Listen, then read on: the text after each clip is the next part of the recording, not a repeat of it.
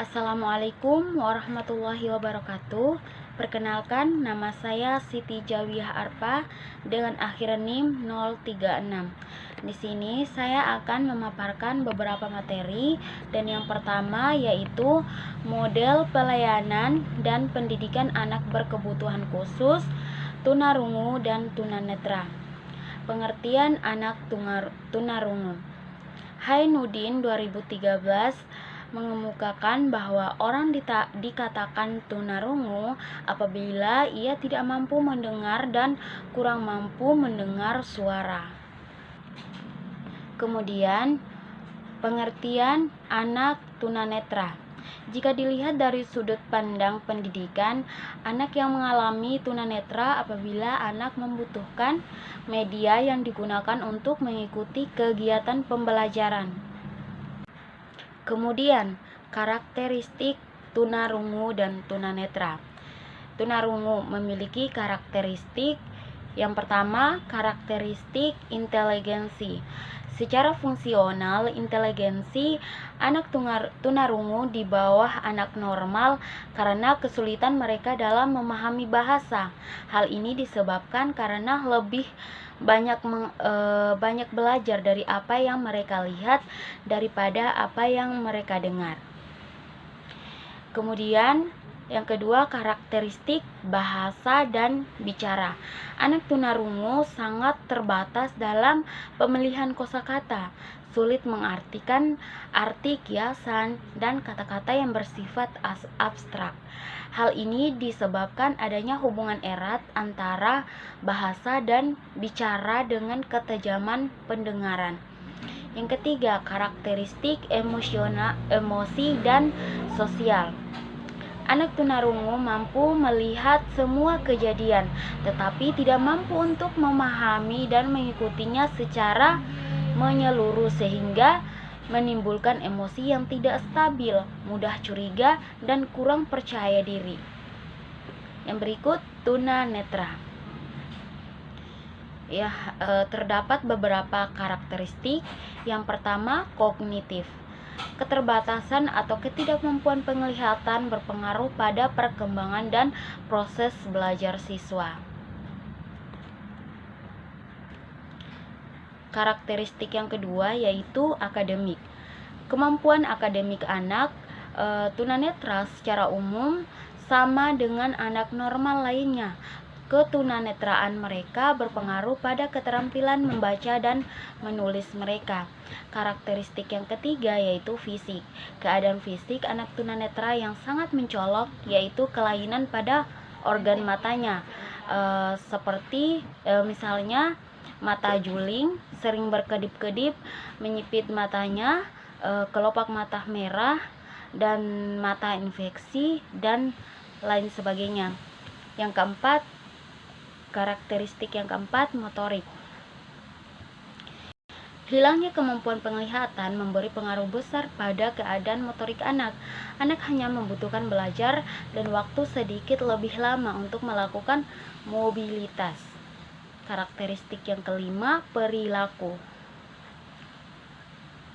Wujud perilaku tersebut dapat berupa menggosok mata secara berlebihan, menutup atau melindungi mata sebelah, memiringkan kepala, atau mencondongkan kepala ke depan.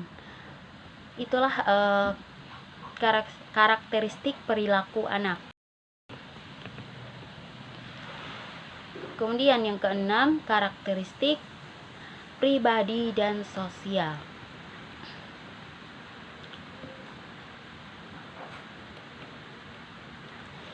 Penyebab tunarungu dan tunanetra. Yang pertama, tunarungu. Penyebabnya ada dua, yaitu faktor dari dalam diri anak dan faktor dari luar diri anak. Faktor dari dalam diri anak berupa faktor keturunan. Kemudian, ibu yang sedang mengandung menderita penyakit campak Jerman pada masa kandungan 3 bulan pertama akan berpengaruh buruk pada janin.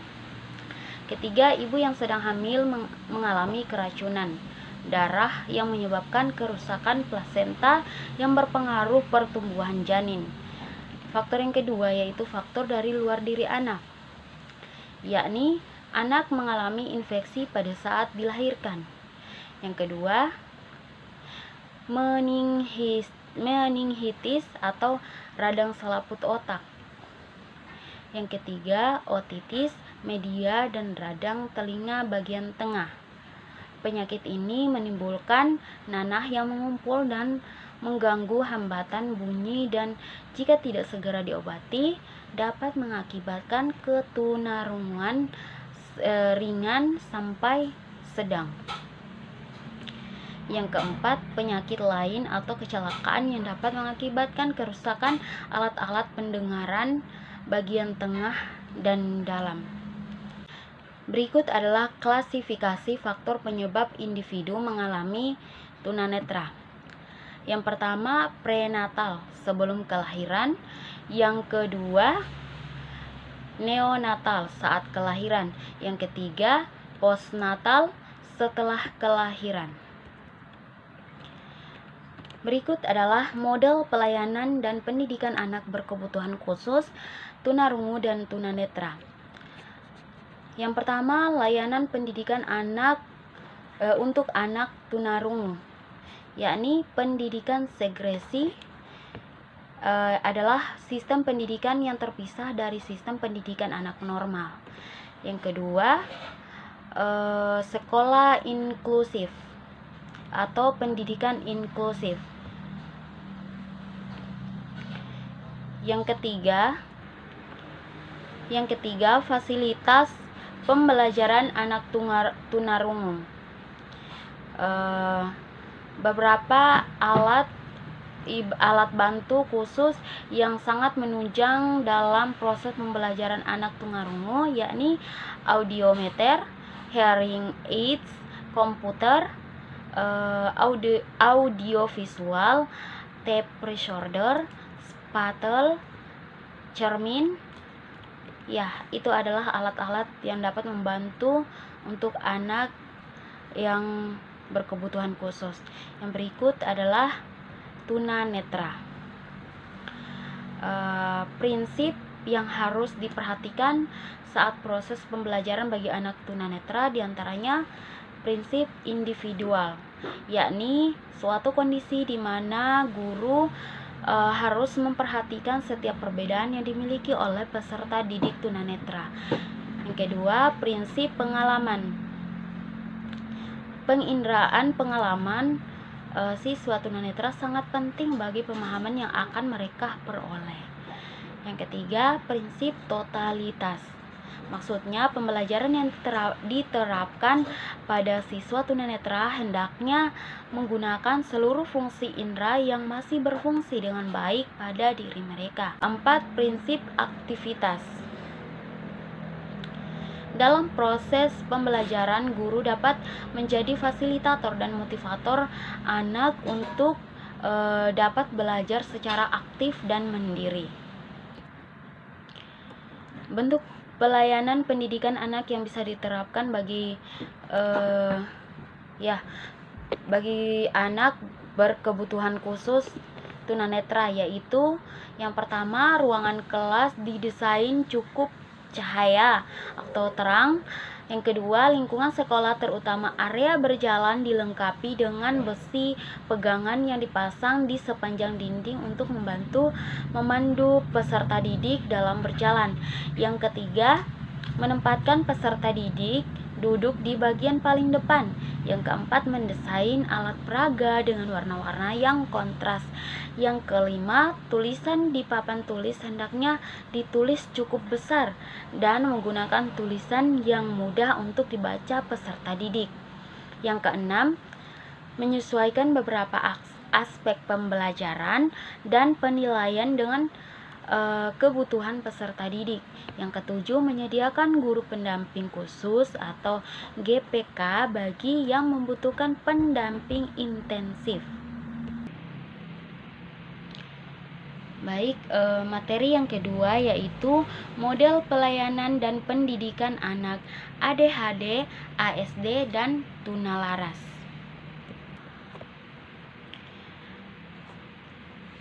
Yang pertama, model pelayanan dan pendidikan anak ADHD. Attention Deficit Hyperactivity Disorder atau disingkat ADHD merupakan gangguan perilaku yang ditandai dengan adanya gangguan pemusatan perhatian, pembicaraan yang lepas kontrol, dan perilaku yang hiperaktif. Gejala utama anak ADHD adalah tidak mampu berkonsentrasi dalam waktu yang lama. Kemudian pada umumnya gangguan ini dapat sering dijumpai pada anak usia sekolah dengan jenis kelamin laki-laki.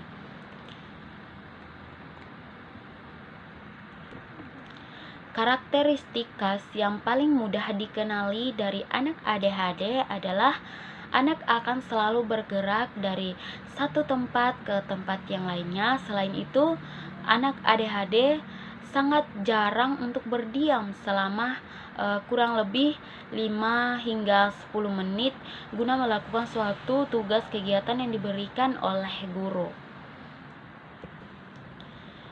Ciri-ciri anak ADHD, yang pertama tidak fokus, kemudian sulit untuk dikendalikan, yang ketiga impulsif, keempat menentang, kelima destruktif atau merusak barang ya, seperti mainan yang dimainkannya, yang keenam tidak kenal lelah, yang ketujuh tidak sabar dan usil ketika bermain, tidak mau menunggu giliran tetapi langsung merebutnya.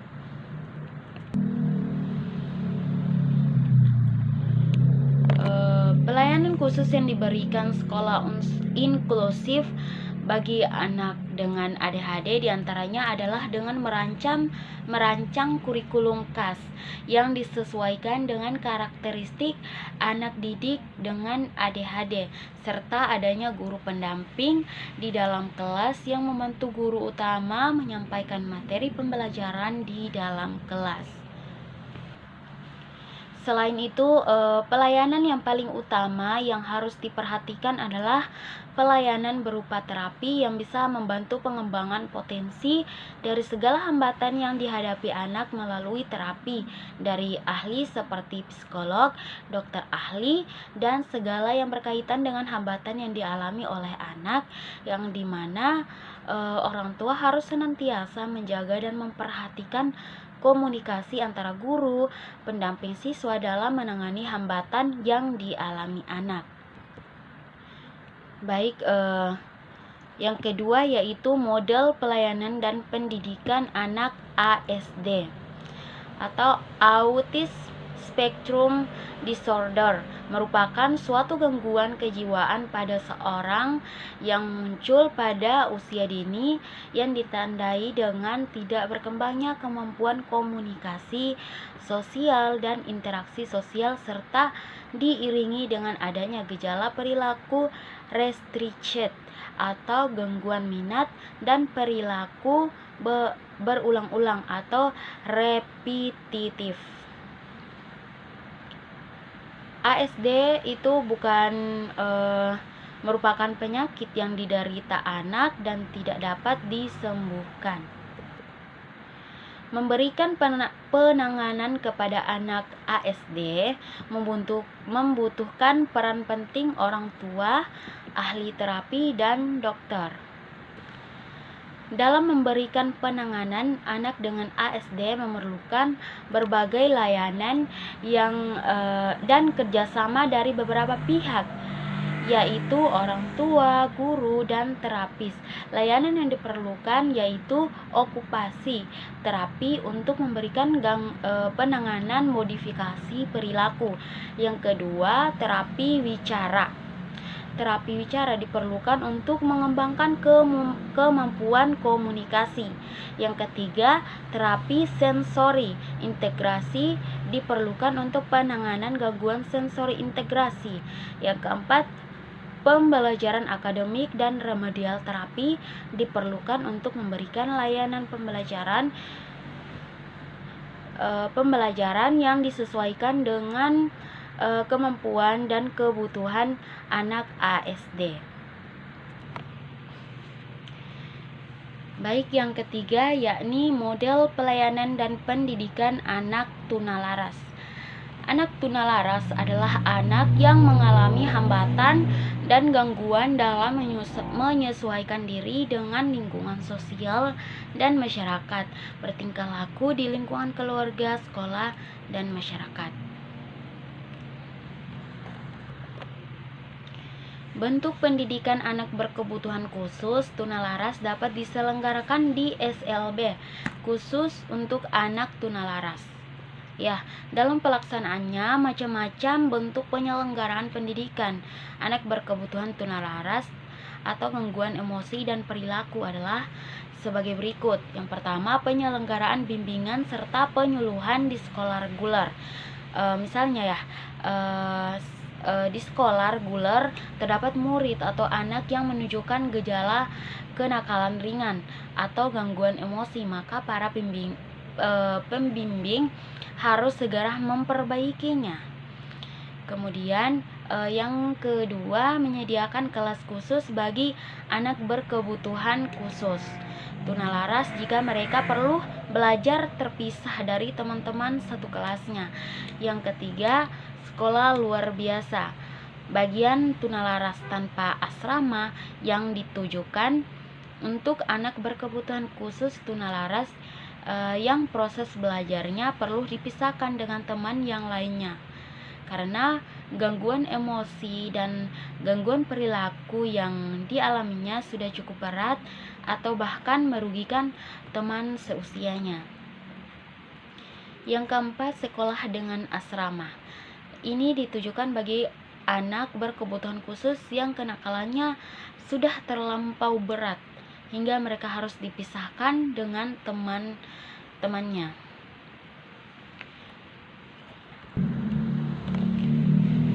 Baik, masuk materi yang ketiga, yaitu model pelayanan dan pendidikan anak berkebutuhan khusus, cerdas, berbakat, dan disleksia.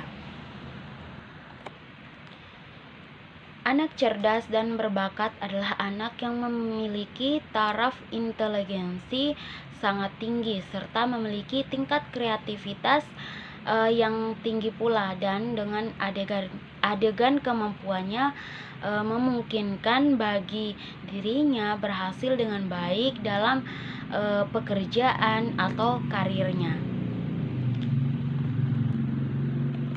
Kemudian program dan teknik bimbingan bagi anak cerdas dan berbakat.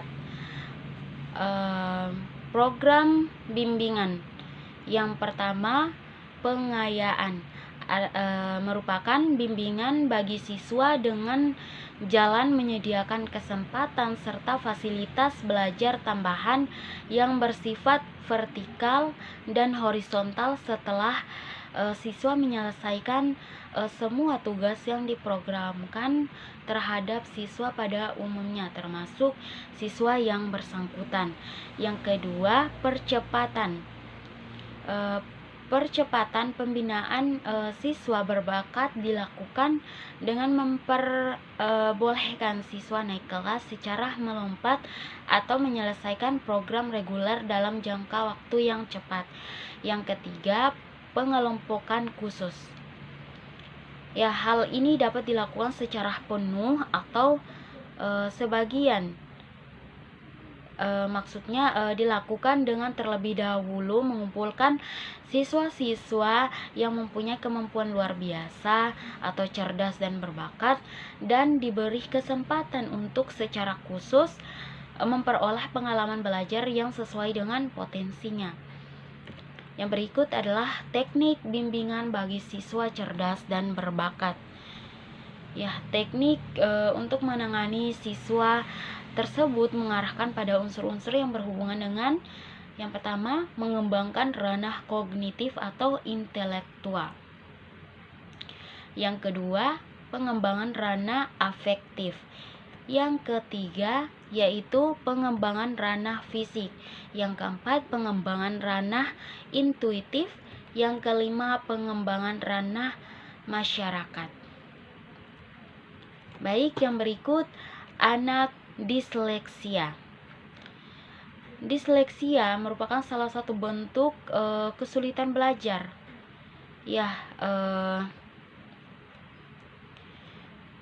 Istilah disleksia terkadang digunakan secara tidak tepat untuk mencakup kesulitan belajar secara luas.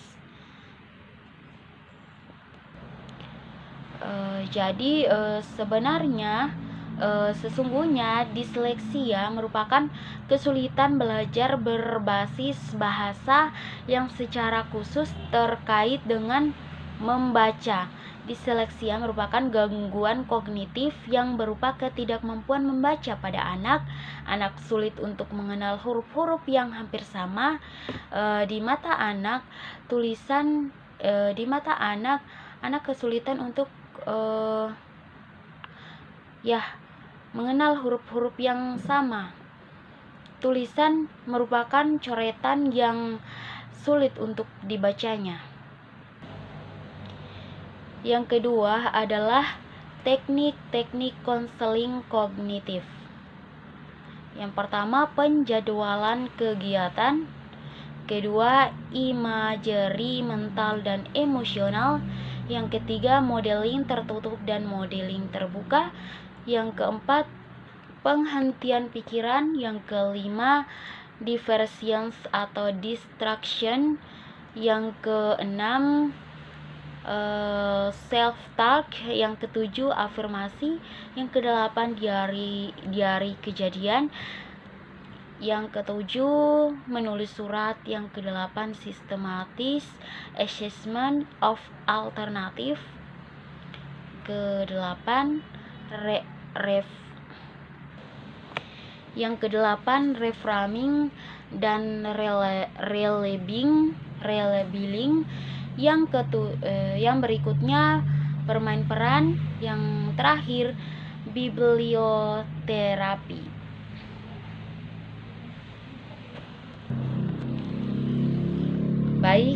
Materi yang terakhir adalah model layanan pendidikan anak berkebutuhan khusus, disgrafia dan diskalkulia.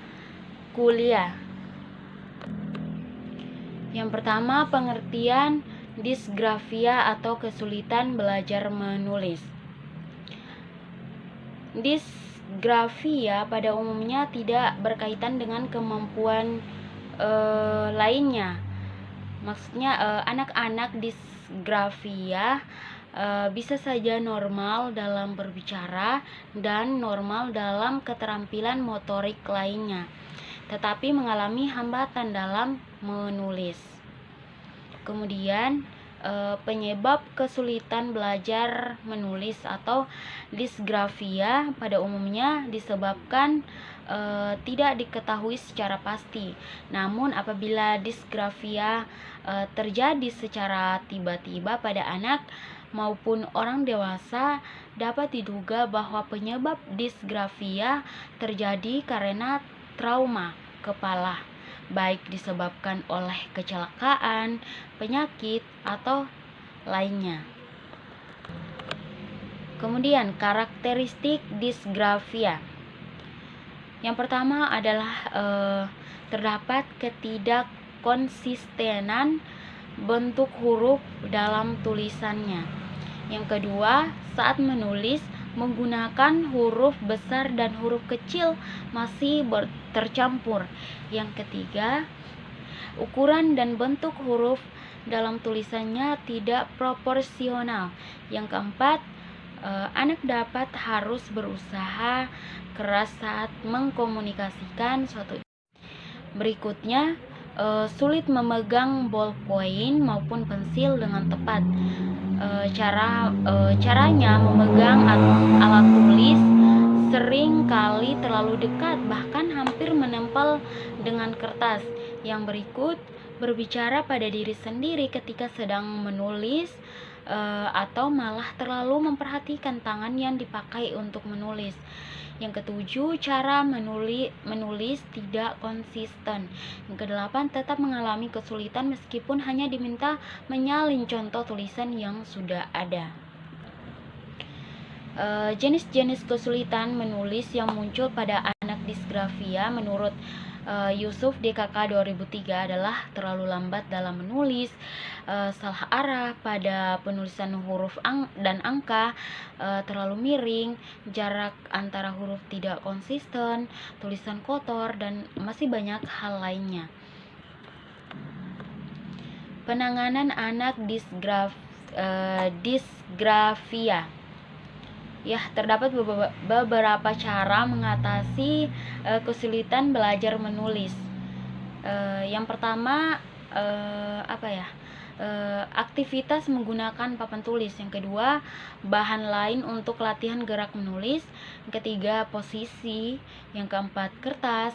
Kelima, cara memegang pensil, bagaimana caranya. Kemudian kertas, pensil atau karbon. Yang ketujuh, menjiplak, atau yang kedelapan, menggambar di antara dua garis, kemudian titik-titik, terus buku bergaris 3, kertas dengan garis pembatas, kemudian memperhatikan tingkat kesulitan penulisan huruf, kemudian kata dan kalimatnya itu yang harus diperhatikan. Baik, berikut adalah model layanan pendidikan anak berkesulitan belajar. Menurut Lerner, ada 3 sistem atau layanan pendidikan yang banyak dipilih oleh sekolah, yaitu yang pertama, kelas khusus atau special class. Sekolah yang menyelenggarakan kelas khusus biasanya menempatkan 10 atau 20 anak berkesulitan belajar dalam satu kelas. Mengelompokkan dapat didasarkan atas taraf kesulitan atau faktor-faktor lainnya. Yang kedua adalah ruang sumber atau resource room. Ini merupakan ruang yang disediakan oleh sekolah untuk memberikan pelayanan pendidikan khusus bagi anak yang membutuhkan, terutama yang digolong berkesulitan belajar. Yang ketiga adalah kelas reguler atau regular class. Jenis pelayanan dalam bentuk kelas reguler dimaksudkan untuk mengubah citra tentang adanya 2 tipe anak, yaitu anak yang berkesulitan belajar dan anak yang tidak berkesulitan belajar. Baik, itulah pemaparan materi dari saya. Kurang dan lebihnya mohon dimaafkan. Wabillahi taufik wal hidayah. Wassalamualaikum warahmatullahi wabarakatuh.